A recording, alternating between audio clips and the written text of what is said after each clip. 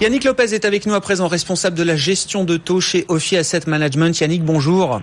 Bonjour. Bon, on a trois séances de recul maintenant depuis les annonces de la Banque Centrale Européenne, la journée particulièrement violente, nerveuse de jeudi dernier.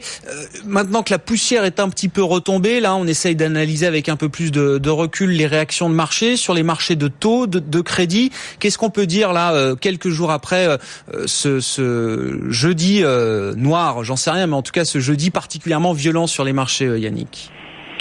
C'était plutôt un jeudi rose, ouais. Et un vendredi très rose pour les marchés de taux.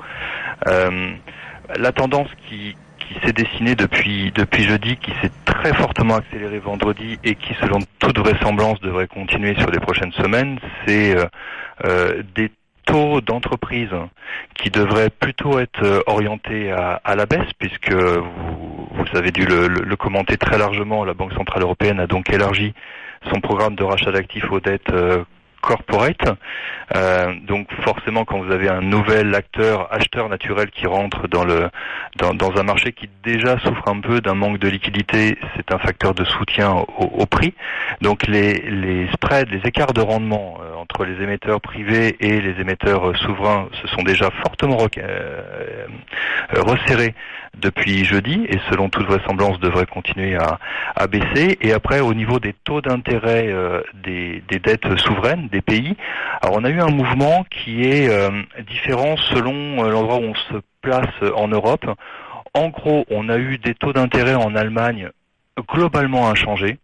Voilà, ça a remonté fortement jeudi, ça a rebaissé un petit peu vendredi, et là encore aujourd'hui ça rebaisse un petit peu. Globalement c'est inchangé. Par contre, c'est un environnement qui est très favorable et très positif aux dettes souveraines, donc italiennes, portugaises, espagnoles, irlandaises et même françaises d'ailleurs, qui ont très largement profité de ces nouvelles annonces. Et donc du coup l'écart de rendement entre par exemple l'Italie et l'Allemagne s'est resserré depuis l'annonce de la BCE d'environ d'ailleurs 13 points de base. On a tous en tête ce qui s'est passé l'an passé, il faut juste peut-être le rappeler, mais voilà, la question désormais c'est de savoir est-ce qu'on est parti pour une nouvelle vague de baisse des taux, donc d'appréciation des dettes et notamment des dettes souveraines avec des taux qui continueraient de chuter, ou est-ce qu'on peut avoir un espèce de squeeze de marché à un moment qui ferait qu'on aurait, alors peut-être sur une période courte, mais un espèce de mini crack ou de crack sur le marché obligataire. L'an passé, premier trimestre, on avait l'annonce du QE, la mise en place du QE, on avait une vague de baisse de taux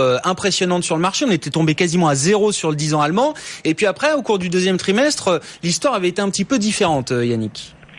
Oui, tout à fait différente. Maintenant, faut reprendre un petit peu finalement ce qui s'était passé, puisque début mars l'année dernière, la BCE se met à racheter des dettes obligataires. À ce moment-là, les taux d'intérêt étaient déjà bas, mais ont continué à baisser pendant environ un mois et demi, jusqu'à autour du 20 avril, et c'est à partir du 20 avril qu'ils sont remontés très brutalement. Donc il y a eu quand même un mois et demi où la BCE et les banques centrales nationales achetaient, et les taux d'intérêt continuent à baisser. Ça a prolongé le mouvement. Ouais. Voilà, pour toucher le point bas historique à 0,05% sur le 10 ans allemand. Là, la BCE a annoncé quoi ? Elle rachète jusqu'à maintenant 60 milliards de dettes par mois. Elle va en racheter à partir de début avril 80 milliards. Et elle a dit qu'elle allait intégrer les dettes d'entreprise à partir de fin juin. Mais on ne sait pas encore très bien les détails et les modalités. Et nous, notre sentiment, c'est que ça va être assez compliqué qu'elle puisse en acheter beaucoup. Donc ça veut dire que sur les 20 milliards supplémentaires, vous avez le sentiment qu'une grosse partie de ces 20 milliards sera plutôt allouée au marché souverain plutôt qu'aux dettes privées. Oui, et marché souverain et émetteurs supranationaux. Et d'ailleurs, la Banque centrale, vous l'avez noté, a modifié légèrement ses règles, puisqu'elle pouvait acheter jusqu'à un tiers de la taille d'une souche. Aujourd'hui, elle peut en acheter jusqu'à 50% de ces souches de supranationales. Donc, ces 20 milliards en plus, il est assez probable qu'il y ait une grosse part qui ira encore sur les dettes souveraines et sur les supranationaux. Donc, ça devrait, a priori, pendant les semaines qui viennent, encore continuer, comme l'année dernière, à appuyer sur la courbe des taux. Maintenant, là où vous avez totalement raison, c'est que les marchés, les investisseurs ont quand même de la mémoire, et plus les taux risquent de rebaisser lentement, j'ai envie de dire, plus le risque de boomerang va augmenter. Et il est probable qu'effectivement, à un moment, il n'y ait plus d'acheteurs sur ces niveaux de taux bas et il y aura un risque, effectivement, de remontée des taux. Voilà. Mais c'est peut-être pas tout de suite. Et puis, je vous rappelle quand même qu'on a beaucoup d'échéances. Bon, la Réserve fédérale dans 2 jours. Mais on a toujours un gouvernement qui n'existe pas en Espagne. Oui. On a le Brexit. On a la réunion de l'OPEP pour éventuellement geler la production le 20 mars. Donc tout ça crée quand même un facteur de soutien quand même malgré tout naturel au taux souverain. Un mot rapide pour finir, Yannick, de ce qui nous attend cette semaine. Alors il y a 4 banques centrales là qui vont se prononcer. Banque centrale du Japon, il y aura la Banque suisse jeudi, la Banque d'Angleterre et la Fed évidemment au milieu. Juste un mot de ce que le marché attend là mercredi soir du côté de la Réserve fédérale américaine. Ok, pour faire court, le marché n'attendait plus de hausse.